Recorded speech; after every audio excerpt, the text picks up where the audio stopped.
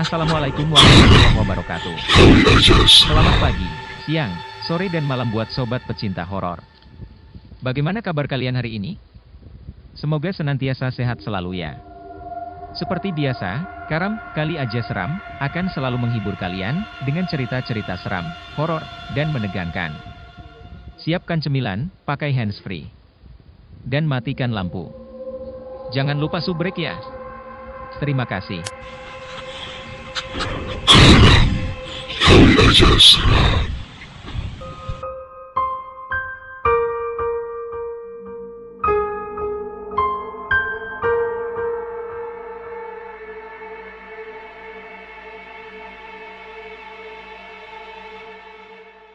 Misteri bis dan seorang perempuan. Kulangkahkan kaki dengan cepat. Segera kutuju halte bis yang terletak di perempatan jalan. Gerimis rintik-rintik yang semakin besar membuatku segera mempercepat langkah. Jalanan kini telah sepi lagang. Tidak ada satupun kendaraan lewat. Entahlah apa yang terjadi. Mungkin karena malam yang semakin larut disertai hujan deras. Kulihat jam yang melingkar di tangan. Sudah jam 23.50. 10 menit kemudian, tepat pukul 0, sebuah bis berhenti di depanku. Tanpa rasa curiga, aku segera naik ke dalam bis karena malam semakin larut dan dingin yang tak tertahankan. Aku ingin segera sampai kos dan buru-buru istirahat, apalagi besok pagi aku ada jadwal kuliah pagi. Ah, ini baru pertama kalinya aku harus lembur sampai selarut ini. Kulihat di dalam bis tak ada seorang pun. Semua tempat duduk kosong. Tapi, tunggu dulu. Aku menyipitkan mata agar bisa jelas melihat dengan jelas. Di bangku pojok paling belakang, ada seorang perempuan dengan kepala tertunduk. Tapi aku tidak merasakan hal aneh, mungkin perempuan itu sedang tidur karena kecapean. Kuputuskan segera duduk di bangku tengah dan menyandarkan kepalaku ke jendela bis. Tiba-tiba aku merasakan dingin yang sangat, bulu kuduk berdiri. Lampu dalam bis itu mati. Dan, wush, aku terperanjat. Apa itu yang barusan lewat? Kualihkan pandangan ke bangku belakang, ingin melihat perempuan yang tadi duduk dengan menunduk. Namun nihil, aku tak bisa melihatnya. Di luar bis pun terlihat sangat gelap sekali. Beberapa menit kemudian lampu kembali menyala, dan bis berhenti. "Mbak, sudah sampai," kata supir dengan nada dingin. Aku terhenyak. Dari mana supir ini tahu kalau aku berhenti di sini? Seingatku aku tidak bilang apapun tadi. Tapi, aku turun saja. Aku kasihkan uang 2 lembar 5 ribuan. Supir itu menerimanya tanpa menoleh sedikit pun. Aku tidak bisa melihatnya karena dia memakai topi. Ditambah lagi kepalanya menunduk. Kutolehkan kepalaku ke belakang. Ingin melihat perempuan yang tadi. Namun tidak ada. Sudahlah, aku turun saja. Walaupun dalam pikiranku ada beribu-ribu pertanyaan yang membingungkanku. Sesudah aku turun, dengan iseng aku lihat ke belakang. Kemana bis itu? Kenapa tiba-tiba tidak ada? Masak iya bis itu melaju kencang? Tapi kalaupun bisnya melaju kencang, setidaknya masih terlihat jelas karena jalan raya di depan kosku lurus, tak ada belokan. Aku pun segera masuk ke kos dengan berlari. Aduh, Neng Dina, kenapa Neng lari-lari kayak ketakutan gitu? Ah, syukurlah itu Mang Asep, penjaga kos di sini. Tidak apa-apa kok Mang. Ya sudah, aku masuk dulu ya Mang. Iya Neng. Tanda pisah. Dasar si bos, masak aku harus lembur lagi. Lagi-lagi aku pulang seperti kemarin. Namun kali ini tidak ada hujan deras. Di jalan pun masih ada kendaraan walau jarang. Tepat pukul 0, bis itu datang lagi.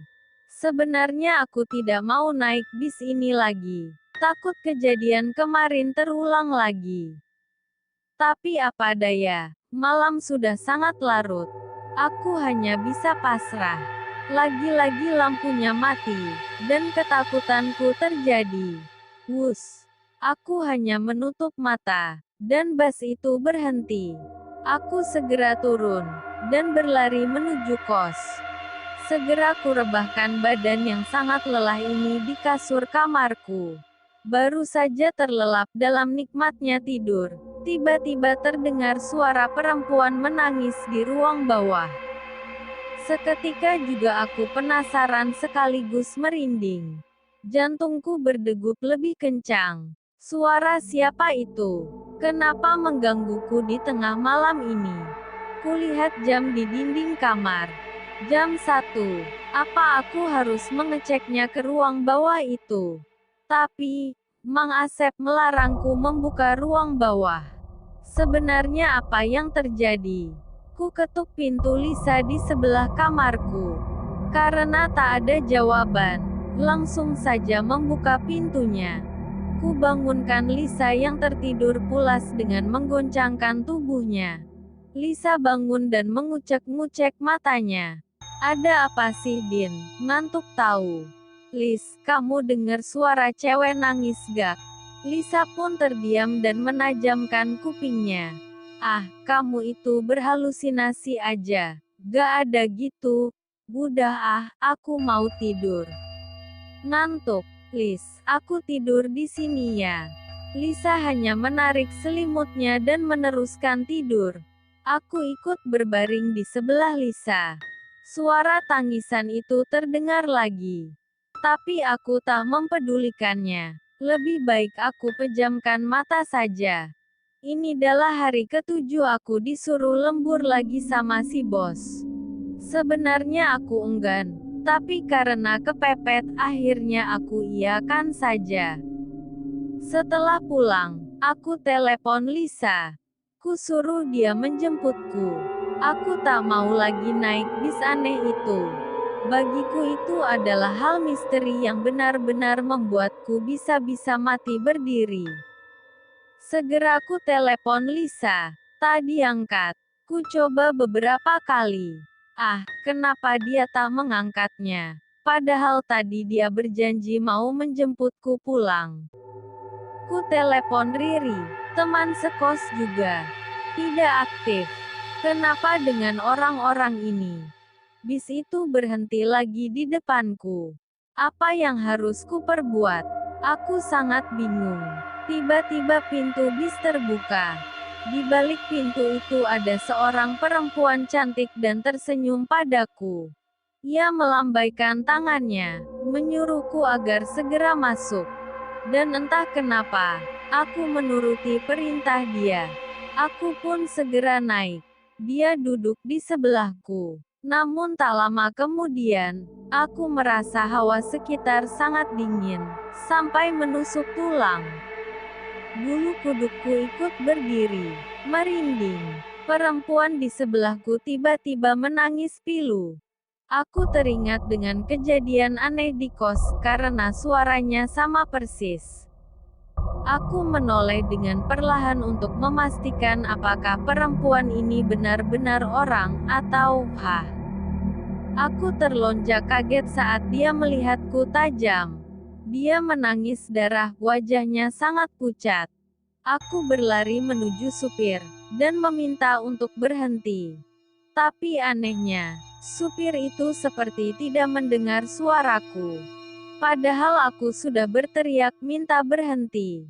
Ku goncangkan tubuhnya. Lagi-lagi aku terlonjak kaget saat supir itu menoleh ke arahku. Wajahnya sudah rusak dan agak hitam legam. Matanya berlubang satu. Aku dengan sigap lari menuju pintu bis, untunglah pintunya tidak tertutup. Aku meloncat. Tubuhku terguling-guling di atas aspal. Tapi aku tak peduli, aku segera bangkit dan berlari. Tiit-tiit cekat tigat. Ah, aku berdiri ketakutan di depan sepeda motor yang hampir saja menabrakku. Dina, kamu kenapa? Kulihat orang yang menyebut namaku. Ternyata dia adalah Rizky, teman kuliahku. Aku langsung berhambur padanya, dan duduk di belakang Rizky dengan badan gemetar. Rizky masih terheran-heran melihatku. Tuh, tolong An, aku pulang. Kataku dengan gugup dan nafas yang masih tersengal. Tanpa bertanya lebih lanjut, Rizky mulai menjalankan matiknya. Setelah sampai kos, Rizky mengantarku ke kamar dan membuatkan aku teh hangat. Minum dulu biar tenang. Aku pun segera meminumnya. Dalam hitungan detik teh itu langsung habis. Sebenarnya apa yang terjadi, Din? Kenapa tadi kamu tiba-tiba ada di tengah jalan? Tengah malam lagi. Aku masih terdiam. Tangan kamu juga kenapa kok berdarah gini? Kamu jatuh. Aku menggeleng cepat. Terus kenapa? Rizky, iya. Aku takut. Takut kenapa? Ada yang nyakitin kamu. Aku menggeleng lagi. Kenapa? Cerita aja. Kita kan udah deket. Ya kalau kamu gak cerita sekarang juga gak apa-apa sih. Besok kamu bisa cerita di kampus. Tapi, kamu abis dari mana Ki? Kok tengah malam gini kelayapan? Hahaha. Dina, aku gak kelayapan. Tadi abis nganter si Tio pulang. Biasalah, main di rumahku. Ya, aku balik dulu ya. Udah jam berapa nih? Gak enak dilihat tetangga. Kamu gak apa-apa kan sendiri?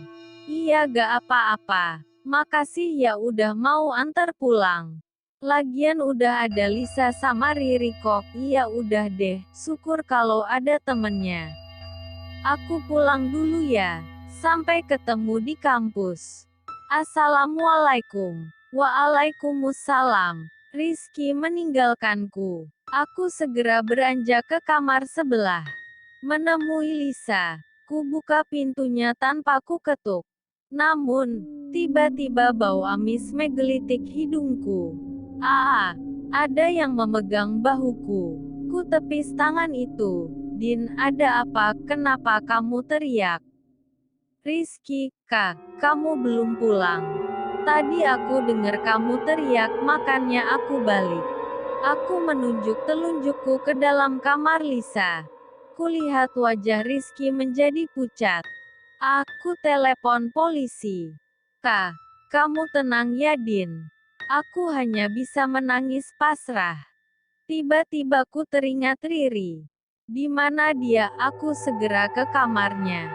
Ku buka pintunya. Kulihat Riri sedang tidur pulas. Segera ku goncangkan tubuhnya. Ri, bangun Ri. Riri, bangun. Ia menggeliat, ada apa sih? Tanyanya. Setelah ku menceritakan tentang Lisa, ia terlonjak kaget dan segera berlari ke kamar Lisa. Riri memelukku dan menangis sambil berteriak memanggil Lisa. Tak lama kemudian, polisi dan pihak rumah sakit datang. Mereka segera mengurus kejadian itu. Aku, Rizky dan Riri ikut mereka.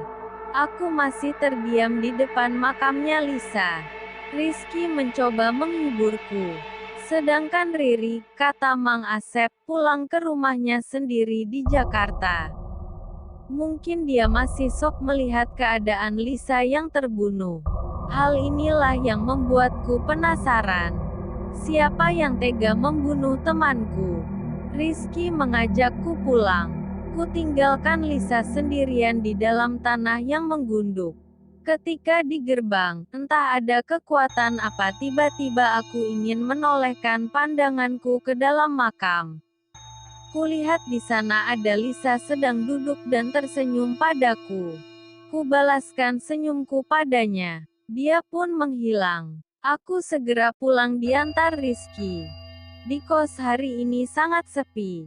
Tidak ada lagi suara tawa keras Lisa dan sikap konyol Riri. Segera ku hubungi Riri. Ku ingin bertanya padanya, kapan dia mau balik ke kos. Tidak aktif. Hingga malam itu, terdengar lagi suara tangis.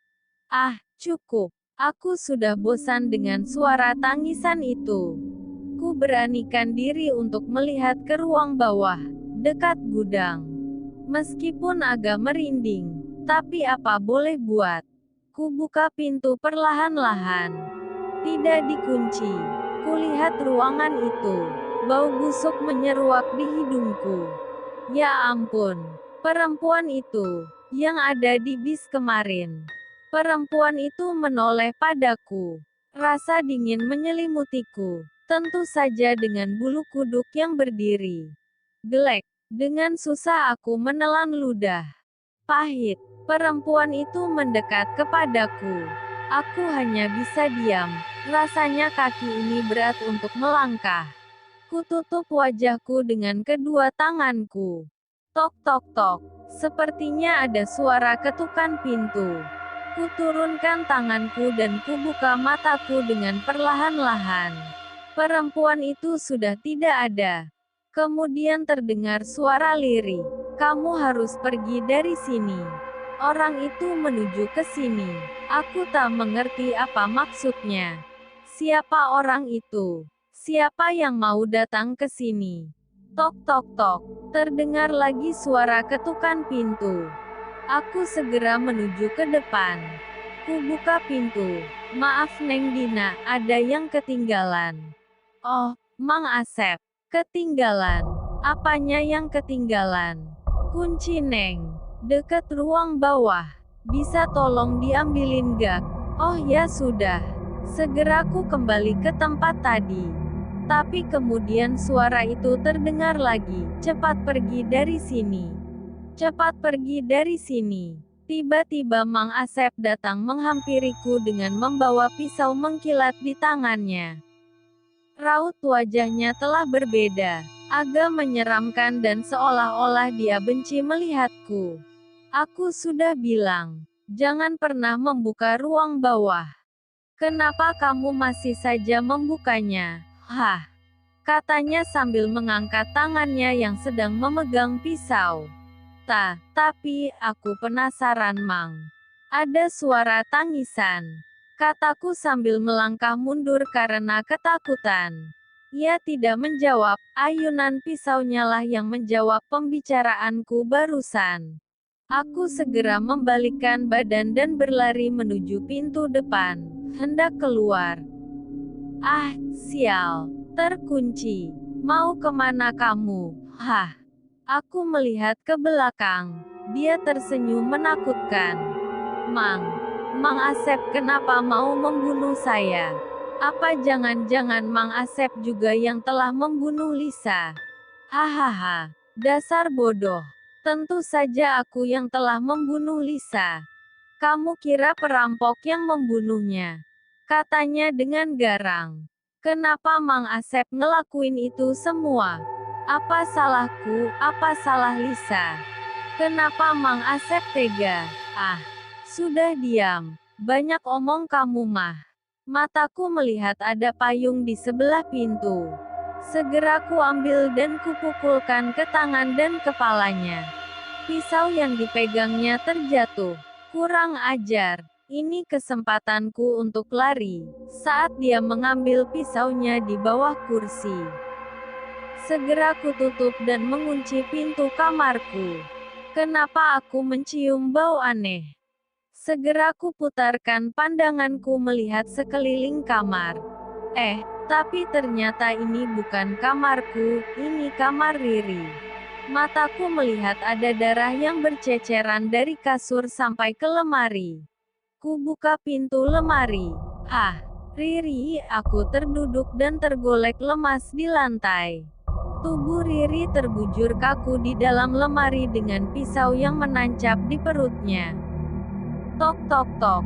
Heh, buka pintunya. Dina, cepat buka.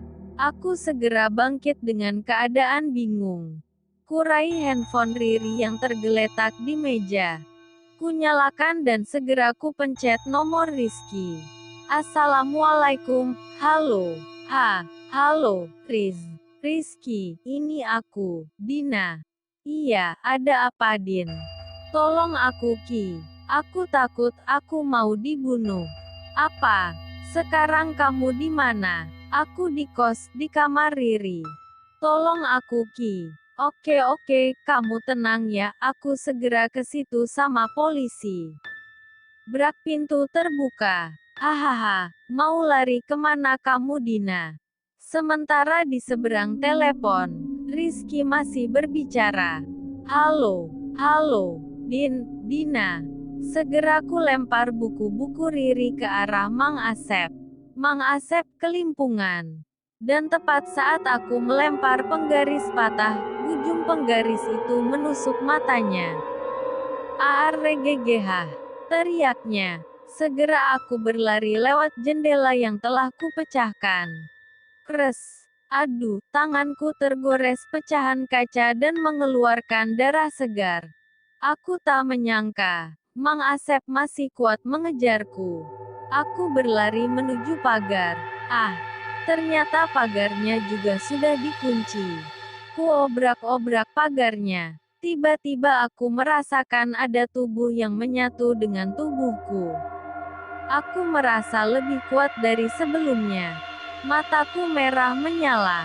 Segera ku hampiri Mang Asep dengan dendam. Ku raih kerah bajunya dan ku angkat tubuhnya. Lalu ku banting. Mang Asep melemparkan pisaunya ke arahku. Namun aku berhasil menghindar. Pisau itu tertancap di pohon dekat pagar. Rizky dan 4 orang polisi datang. 2 orang polisi meringkus Mang Asep, 2 polisi dan Rizky menghampiriku. Din, kamu gak apa-apa kan? Aku khawatir banget Din, kamu kenapa diam saja? Kenapa tanganmu dingin? Aku menoleh ke arahnya tajam, sambil berkata dengan lantang, Mang Asep dan temannya telah membunuhku. Mereka memperkasteris aku di bis saat tengah malam. Setelah mereka puas, aku dibunuhnya dan dibawa ke ruang bawah di rumah ini. Teman Mang Asep membunuh supir bis dan membakar bis itu. Tapi untunglah, orang keji itu juga ikut terbakar. Sekarang kamu cek ke dalam dan lihatlah di ruang bawah itu. Tiba-tiba aku merasa tubuh itu keluar dari tubuhku. Aku tergolek lemas. Dina, Rizky, ayo kita ke dalam. Kuburkan mayat perempuan itu dan Riri. Kataku dengan suara bergetar. Apa? Bukannya Riri pulang ke Jakarta? Aku menggeleng dan mengajaknya ke dalam. Setelah semua diperiksa dan diamankan, mayat-mayat itu dikubur secara layak. Besok aku berniat untuk pindah kos ke tempat yang lebih ramai dari sebelumnya. Dalam 2 hari, aku telah kehilangan 2 teman terbaikku sekaligus. Pergi dan tak akan pernah kembali lagi. Setelah mendoakan Lisa dan Riri, segera kulangkahkan kaki, ditemani Rizky. Kulihat kembali ke belakang, ada Lisa dan Riri tersenyum ke arahku.